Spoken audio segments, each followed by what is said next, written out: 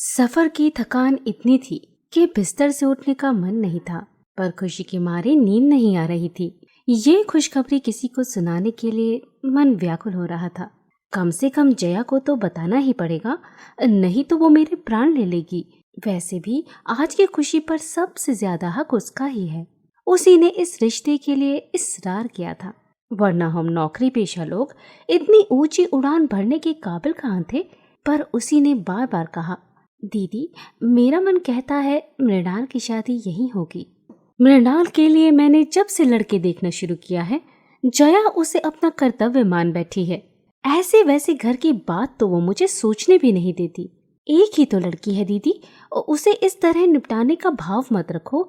1-2 साल में वो बूढ़ी नहीं हो चलेगी। देर लगे कोई बात नहीं, पर घर वर दोनों को खूब ठोक बजा कर देख लो। मैं जया की व्यथा कथा जानती हूँ, इसलिए उसकी व्यग्रता समझती हूँ, पर इन लोगों को ये कौन समझाए, कितनी बार समझाए। जया 4 बजे कॉलेज से लौटती है, तब तक तो मुझे सब्र करना ही था, पर उसके बाद मैंने 1 मिनट की भी देरी नहीं की। टैक्सी में बैठे बैठे यही सोच रही थी कि जया कितनी खुश होगी। खुश तो बाद में होगी, पहले तो मेरी अच्छी खबर लेगी। बिना बताए ही चली गई थी मैं, पर क्या करती, मजबूरी थी। मृणाल ने साफ मना कर दिया था। इसी शर्त पर वो जाने को तैयार हुई थी। लड़कियों का इस तरह प्रदर्शन करना हमें भी अच्छा नहीं लगता, पर वे लोग यहाँ आने को तैयार न थे। बोले, आप लोग बिटिया के साथ यहीं आ जाइए। इन दिनों हमारी बेटियां भी अमेरिका से आई हुई हैं, उनसे मिलने के लिए सारा परिवार यहाँ इकट्ठा है। आप यहीं आ जाएंगे तो सबको सुविधा हो जाएगी। मृणाल सबको भाग गई थी। उन लोगों ने तो वहीं शगुन कर दिया।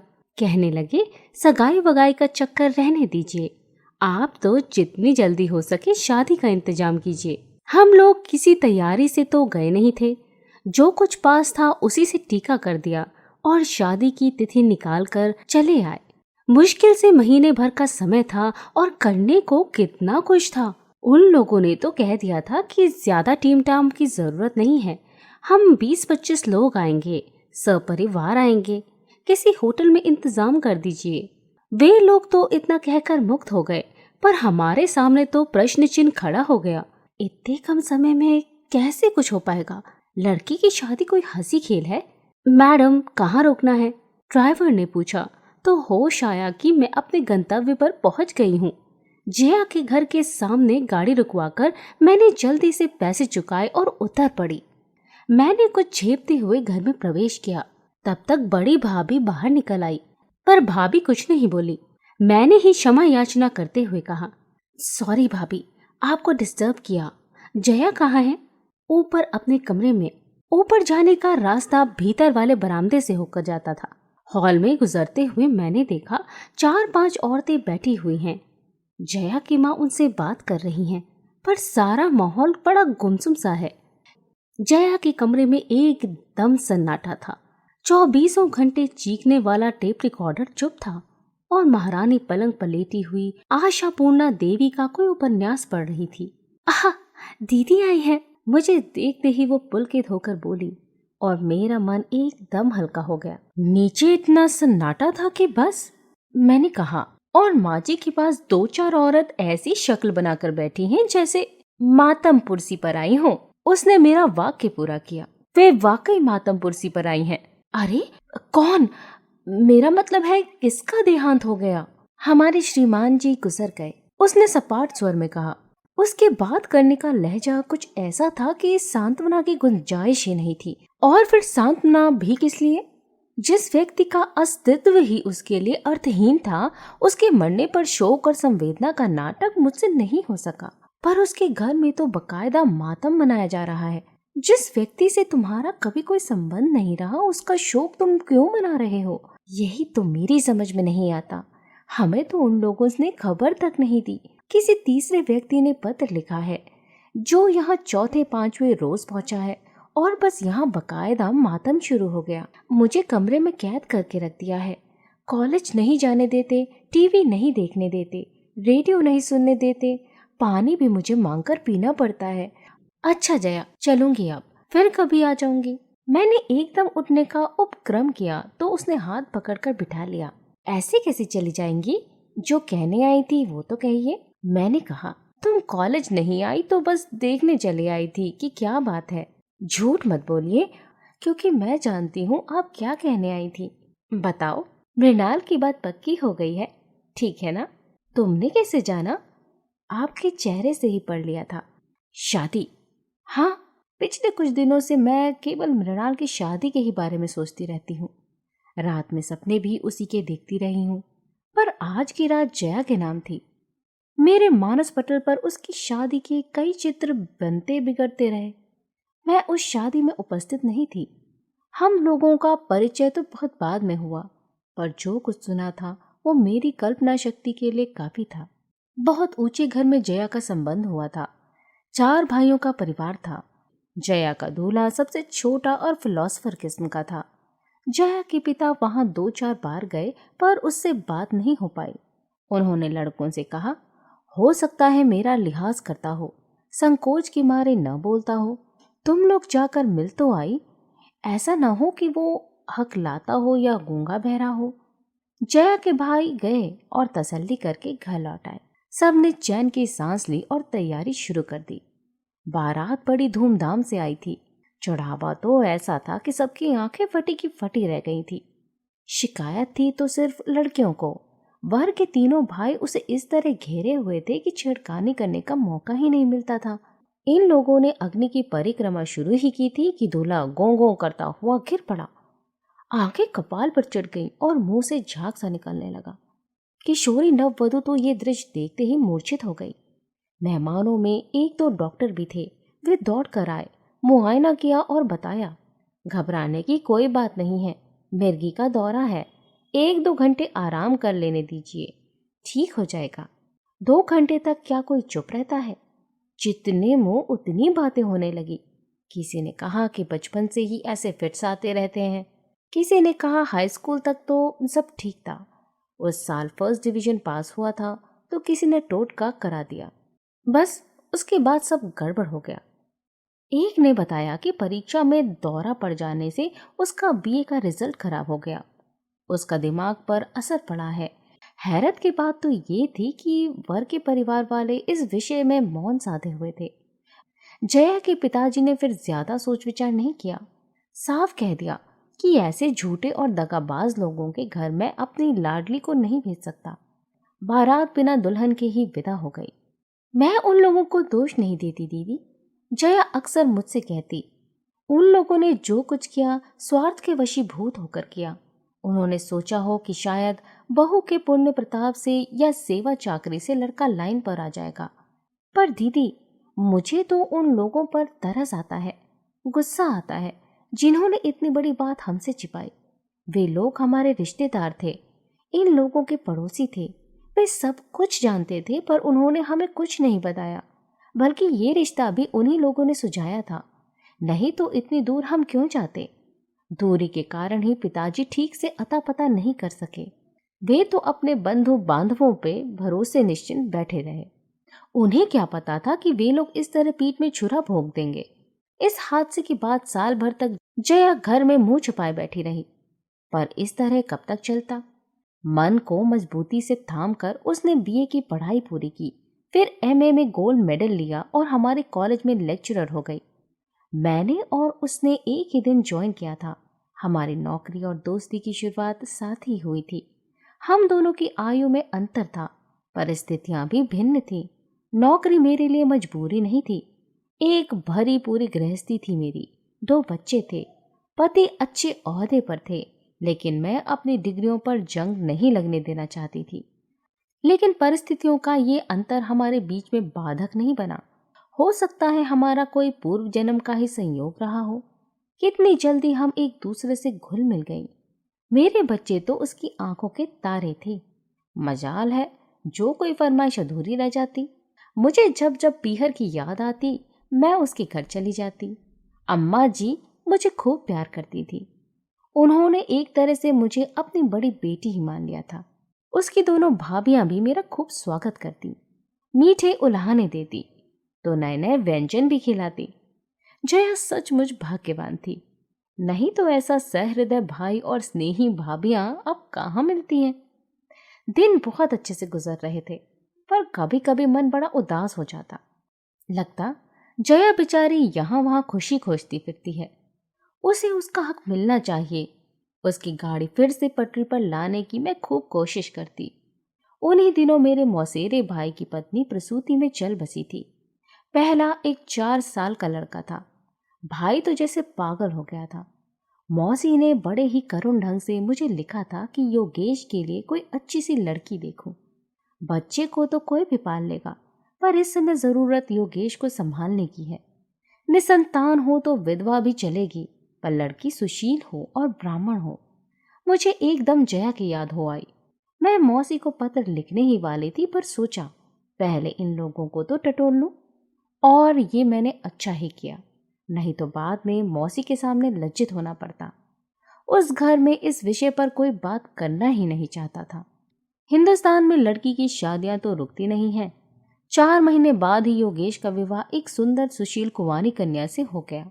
पर जया का प्रश्न तो यथावत था।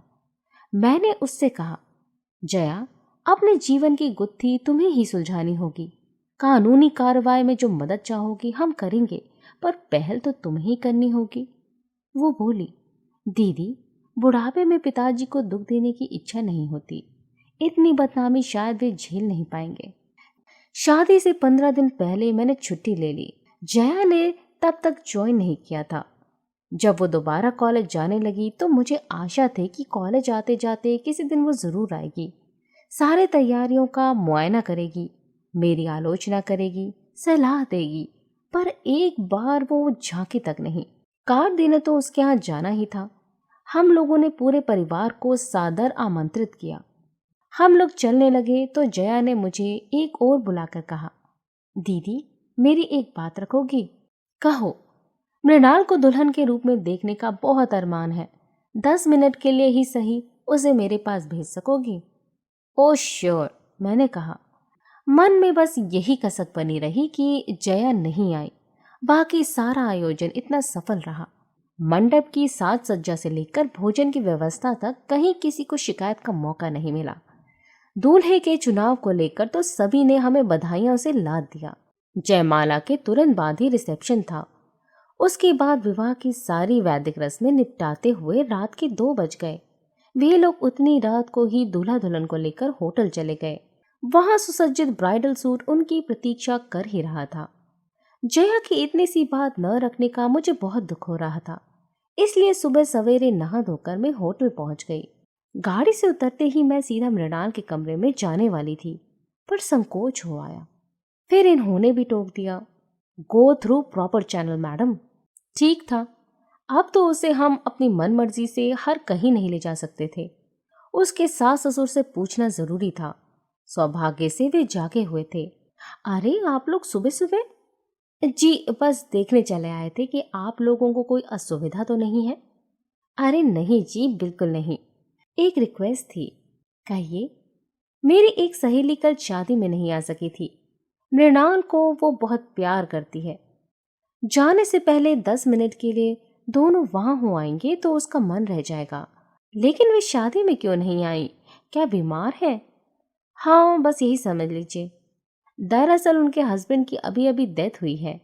अब इन्हें बीच में बोलने की क्या जरूरत थी? कौन सी बात कहाँ कहनी चाहिए, इसका विवेक तो पुरुषों को कभी होता ही नहीं।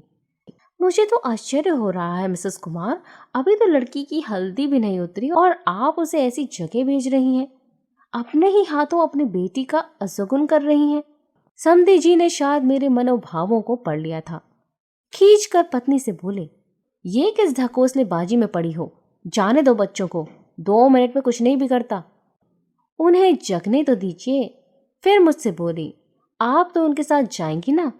अगर आपकी सहेली इन लोगों को कुछ देने लगे तो आप अपने हाथों से दीजिएगा, उनसे मत दिलवाइएगा। तो रहने ही देते हैं। मैं एकदम उठकर खड़ी हो गई। मृणाल गई और घर एकदम सूना हो गया। 4-5 दिन बाद फोटोग्राफर एल्बम बनाकर दे गया तो मुझे जैसे एक खिलौना मिल गया। मैं घंटों बैठी अपनी लाडली को निहारती रहती और सहसा मेरी आंखें जया की भाभी पर अटक गई। कैमरे ने उन्हें वर वधु को आशीर्वाद देते हुए कैद कर लिया था। भाभी की साड़ी देखकर मेरे मन पर सांप लौट गया। ये साड़ी थी जो हम लोगों ने पिछले वर्ष बेंगलोर से खरीदी थी। उसने कहा था, दीदी इसका उद्घाटन मृणाल की शादी में करेंगे। जया ने वही किया था। पूरे 1 महीने की छुट्टी के बाद दोबारा कॉलेज जाते हुए मन खुशी से सराबोर था, पर जया को देखते ही सारी खुशी को पाला मार गया। उसने तो सचमुच ही जैसे वैराग्य धारण कर लिया था। उसके सूखे चेहरे और रूखी वेशभूषा से अभ्यस्त होने में मुझे 4-5 दिन लग गए। उसके बाद मैंने कहा, जया बाजार कब चलना है? किस लिए? चंदेरी साड़ी लेनी है ना? अरे दीदी मैंने तो मजाक किया था। लेकिन मैंने तो मजाक नहीं समझा था। ये बताओ बाजार कब चलना है? अभी रहने दीजिए दीदी, अभी बाजार जाती क्या मैं अच्छी लगूंगी? उस दिन कैलेंडर की तारीख बदलते हुए याद आया, आज तो जया का जन्मदिन है। उसका जन्मदिन हर साल मैं ही मनाती थी, कुछ न कुछ उपहार भी देती थी। इस बार का उपहार तो ये ही था। जब मेरे बार बार कहने पर भी नहीं मानी तो एक दिन मैं खुद ही जाकर उसके लिए साड़ी ले आई थी। चंपई रंग की खूबसूरत चंदेरी थी जिस पर वो पहले बेल बूटे थे। वो जया का प्रिय रंग था।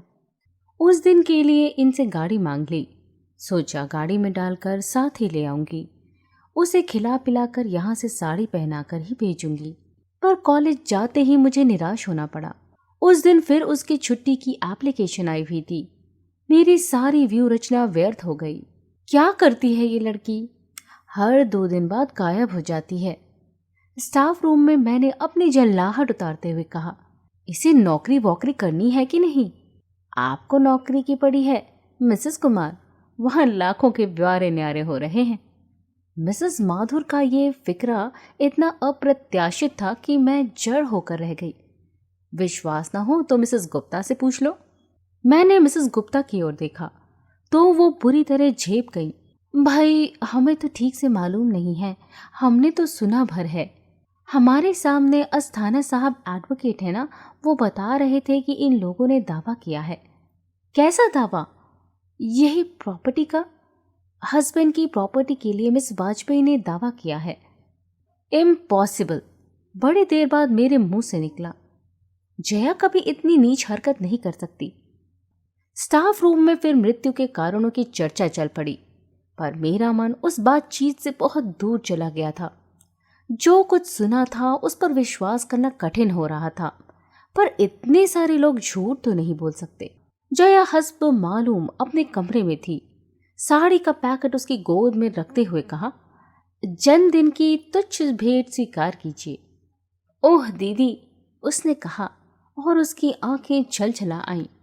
यहाँ घर पर तो सब लोग इतने व्यस्त हैं कि किसी को ऐसी छोटी सी बात का होश ही नहीं है, पर मैं जानती थी आप नहीं भूलेंगी।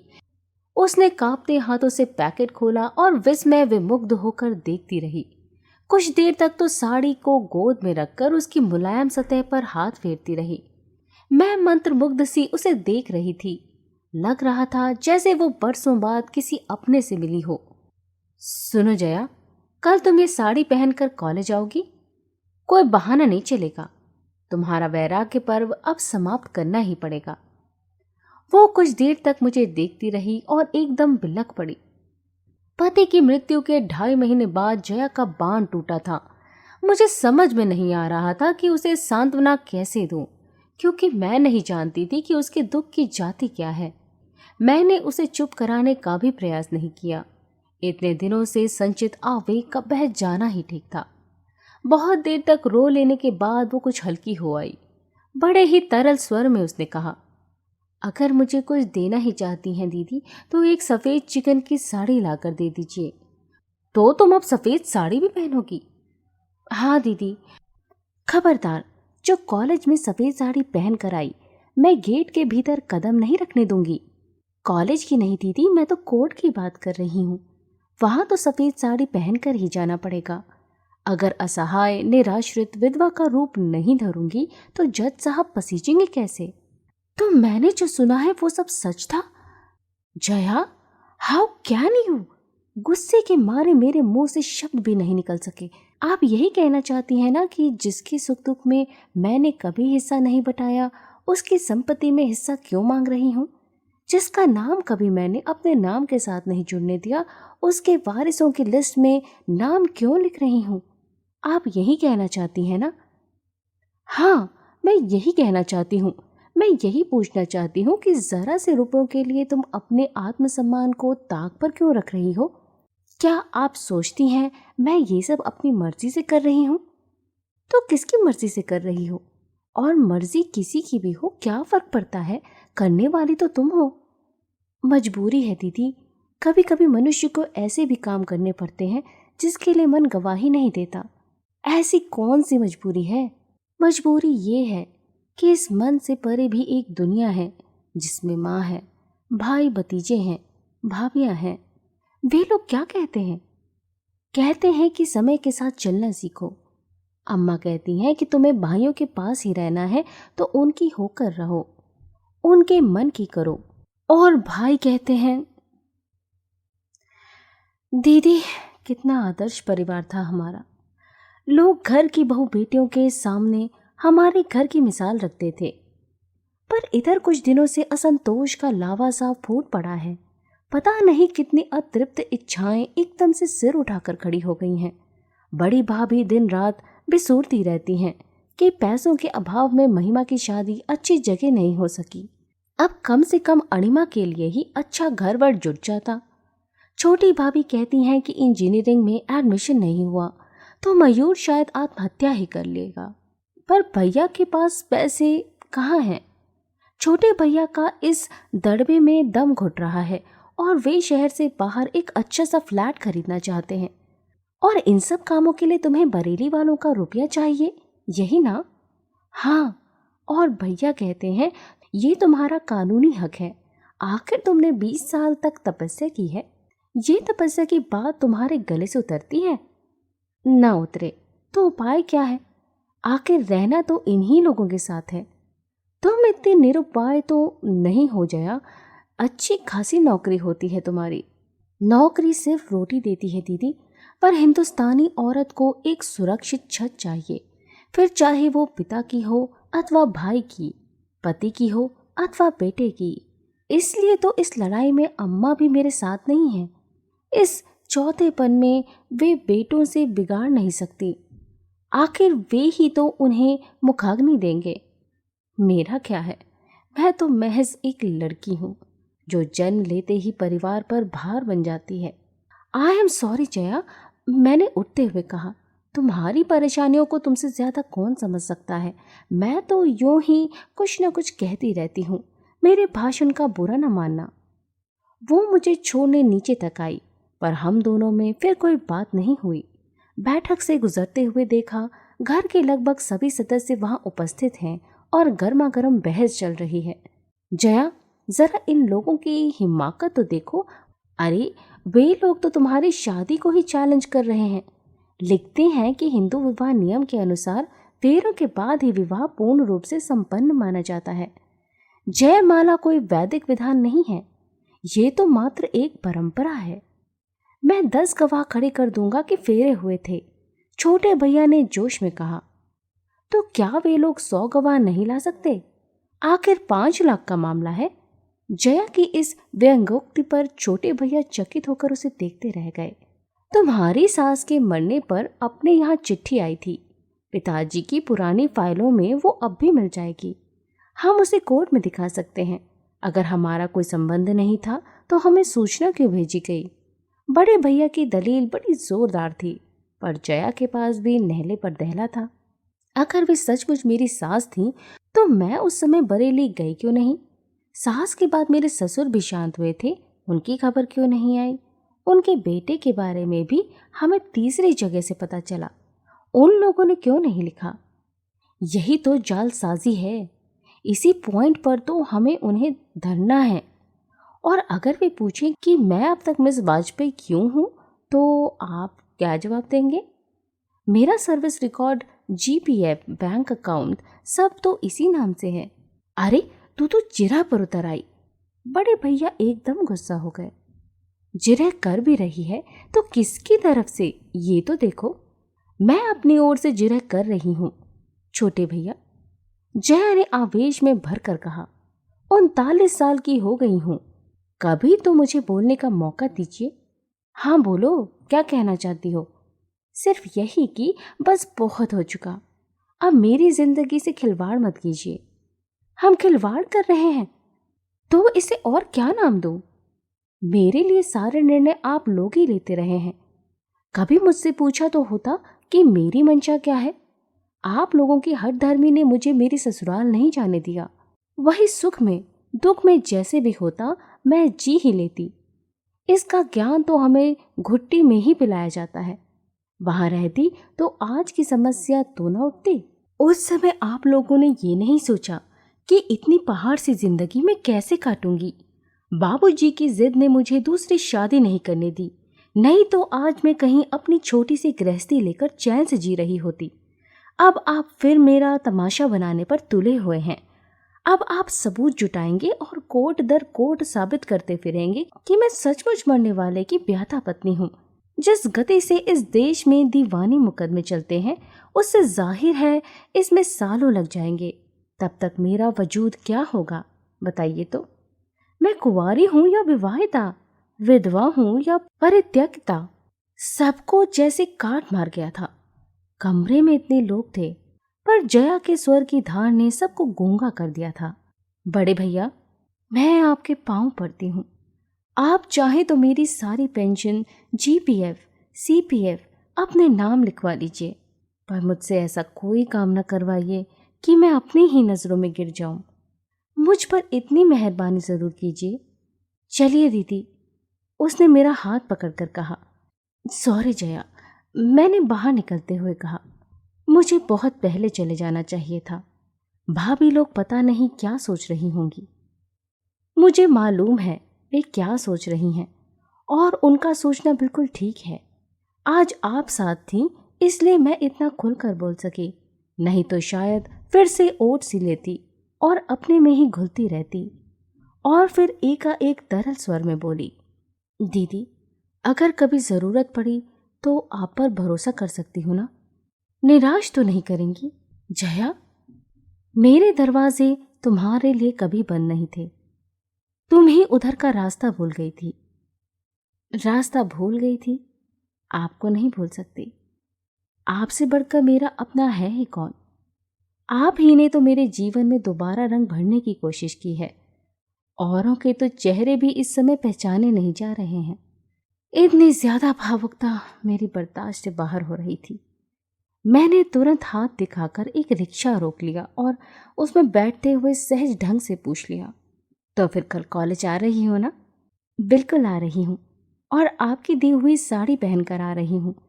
जनता से कहिए जरा होशियार रहे, उसने अपने बेलौस अंदाज में कहा। मेरी शाम सार्थक हो गई थी।